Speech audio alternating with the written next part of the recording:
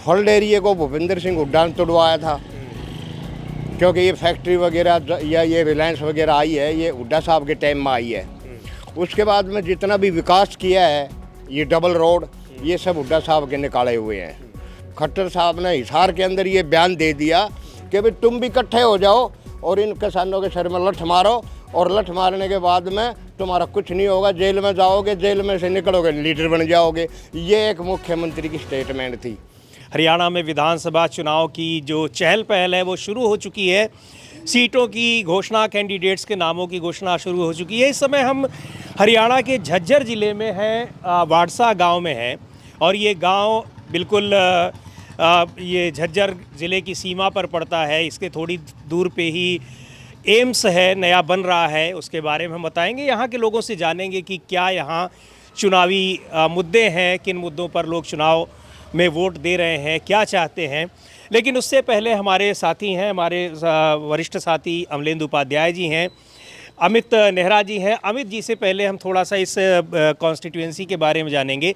बादली विधानसभा क्षेत्र में पड़ता है ये, इसका थोड़ा कुछ बताएं अमित जी पहले तो इस बादली विधानसभा क्षेत्र के बारे में। समीर जी, ये बादली विधानसभा हल्के का गांव है, ऐतिहासिक गांव है। 1100 ईस्वी में के आसपास ये गांव बसा था, तो आप ये कह सकते हैं कि 1001 साल पुराना गांव है ये।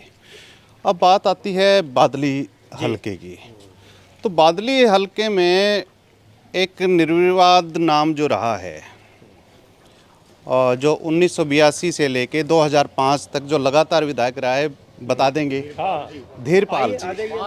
तो 5 प्लान वो एक ऐतिहासिक राजनेता रहे हैं इस क्षेत्र के, चौधरी धीरपाल। हालांकि एक पार्टी से नहीं रहे, वो अलग अलग पार्टियों के अलग अलग सिंबल से वो बने थे। और देवीलाल यानी उनको लोकदली कह सकते हैं हम, ठीक है ना। लेकिन उसके बाद 2005 के बाद जो पूरे हरियाणा में एक बदलाव हुआ, कांग्रेस जैसे आई और भूपेंद्र सिंह हुड्डा यहाँ मुख्यमंत्री बने, तो जो ये पुराना रोहतक जिसको बोलते हैं, जिसमें रोहतक जिला, झज्जर जिला और सोनीपत जिला, तो उसमें कांग्रेस ने अपने पैर अच्छी तरह जमा लिए। उससे पहले ये लोकदल के प्रभाव का गांव था, लेकिन अब लोकदल के प्रभाव वैसे ही हरियाणा में ख़त्म हो गया है। लेकिन जैसे 2005 में भूपेंद्र सिंह हुड्डा आए तो उन्होंने इस क्षेत्र पे ध्यान दिया और एम्स लेके आए। आपने कहा ना इसके नज़दीक तभी का है, तो ये ड्रीम प्रोजेक्ट था। हालांकि नई सरकार ने सुध नहीं ली। हमने अभी देखा था कि बसें तक नहीं रुक रही हैं, खाली बस जा रही हैं, लेकिन सवारियों को नहीं बिठा रही हैं। ये सरकार का काम होता है कि उनको निर्देश दे, बाकायदा क्यू शेल्टर बनाए। और समस्याएं तो यहाँ पे जारी हैं ही। तो पूछते हैं आप इन लोगों से, गांव के लोगों से। आप गांव के प्रधान आप हैं, आपका नाम क्या है? प्रधान तो नहीं हूँ, अच्छा, लेकिन मैं जन सेवक हूँ, रिटायर सेशन जज का रीडर हूँ। अच्छा। मेरा नाम सुमेर सिंह है। इस गांव के अंदर एम्स को भूपेंद्र हुड्डा लेकर आए थे।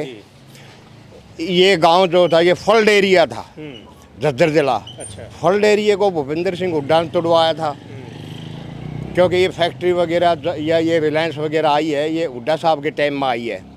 उसके बाद में जितना भी विकास किया है, ये डबल रोड, ये सब हुड्डा साहब के निकाले हुए हैं। हुड्डा परिवार हमारे लिए एक इतनी बड़ी शक्ति है कि उनके बगैर यहाँ पर काम भी नहीं चल सकता, ना ही चलेगा। क्योंकि बीजेपी ने 10 साल हो गए, बीजेपी ने क्या किया है, लोगों के सिर फुड़वाए हैं, लोगों के सिर। पहले किसानों के सिर फुड़वाए, फिर कर्मचारियों के फुड़वाए, फिर सरपंचों के सिर फुड़वाए, और फिर खुद मुख्यमंत्री खट्टर साहब ने हिसार के अंदर ये बयान दे दिया कि भाई तुम भी इकट्ठे हो जाओ और इन किसानों के सिर में लठ मारो, और लठ मारने के बाद में तुम्हारा कुछ नहीं होगा, जेल में जाओगे, जेल में से निकलोगे लीडर बन जाओगे। ये एक मुख्यमंत्री की स्टेटमेंट थी। एम्स में 12 संस्थाएं थी, जिसमें से केवल एक कैंसर है। 11 संस्था इस पार्टी ने, बीजेपी ने आते ही रोक दी। यहाँ से जो उम्मीदवार ओपी धनखड़ खड़े हैं, उन्होंने तो चंडीगढ़ विधानसभा में ये बयान दे दिया कि बाढ़ समय एम्स है ही नहीं।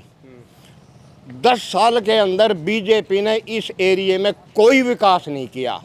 और बाढ़सा गांव के लिए तो बीजेपी इतनी घातक है कि एम्स के बंद होने से यहाँ पर बाढ़सा गांव को बहुत बड़ा भारी नुकसान है।